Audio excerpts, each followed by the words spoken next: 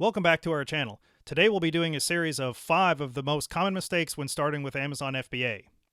We recorded these a few months back without the best equipment, but wanted to get this out even if it's a little bit lower quality than our standard, so we apologize ahead of time. In this series, we'll be bridging the gap between theory and practice when selling on Amazon FBA. In each of these, I'll outline the official stance first, and then pull back the curtain to reveal the actionable advice that matters in application. Okay, let's get started. Number 1, not doing enough product research. Product research is the foundation of your Amazon FBA success. You need to find a product that has high demand, low competition, and good profitability on Amazon. You also need to consider factors such as size, weight, seasonality, durability, legality. To do effective product research, you could use tools such as Helium 10 or Jungle Scout, which help you analyze the market data and trends on Amazon.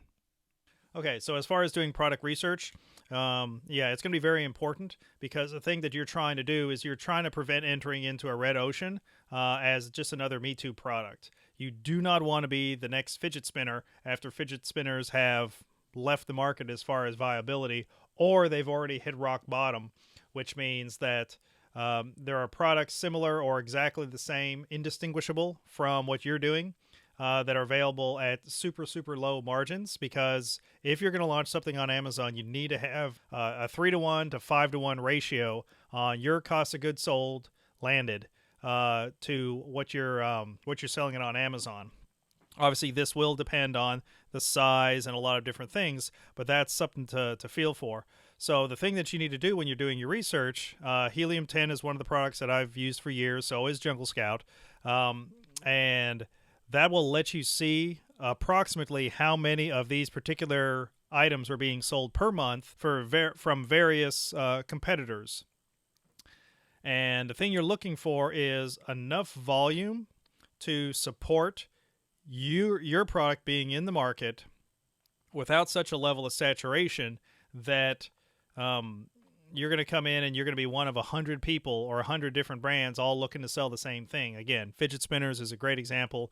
If you're trying to sell fidget spinners now, you're going to sell them. You're going to lose money. Even if you're selling them directly from China, the margins are just no longer there because they're not as popular. So the amount of money that someone will pay for one is going to be less.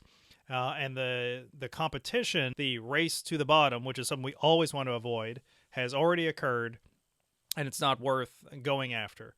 So when you're doing your research, you want to verify that the market is big, the total addressable market is big enough to have someone else in it offering a similar product. And then the bigger thing is, how is your product differentiated from other things in the market? How is it better? How does it provide more value? More value at a higher price, more value at the same price. That's a big deal, because if you are trying to launch another Me Too, you saw something that looks like it's okay, you found it on AliExpress, you may or may not even get your own label thrown on it, it's just another copy from someone else, and you go throw that on Amazon, what's going to happen is you're going to do what's called race to the bottom, which means you're in the same group with 100 other sellers. They're all selling the same thing, and because they're the same thing, the only thing differentiating is the price.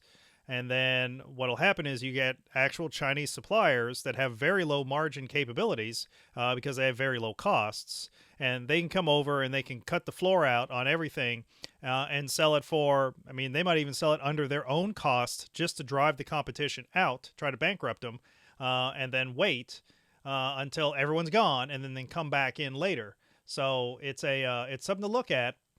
You do not want to launch on Amazon for something that you cannot differentiate. Your best method is to go the audience route. In other words, build an audience, find a group of people that you can solve a problem for, and then provide the product that solves that problem. You're more likely to get brand recognition, brand loyalty from things like that because you're solving people's problem instead of just coming in with another thermos, coffee holder, something like that, because there's no brand recognition or loyalty with that. So price is going to rule. And you don't want to be in the game where price rules, because as a small entrepreneur, you're not going to have scaling and access to, Shenzhen level manufacturing in your back pocket.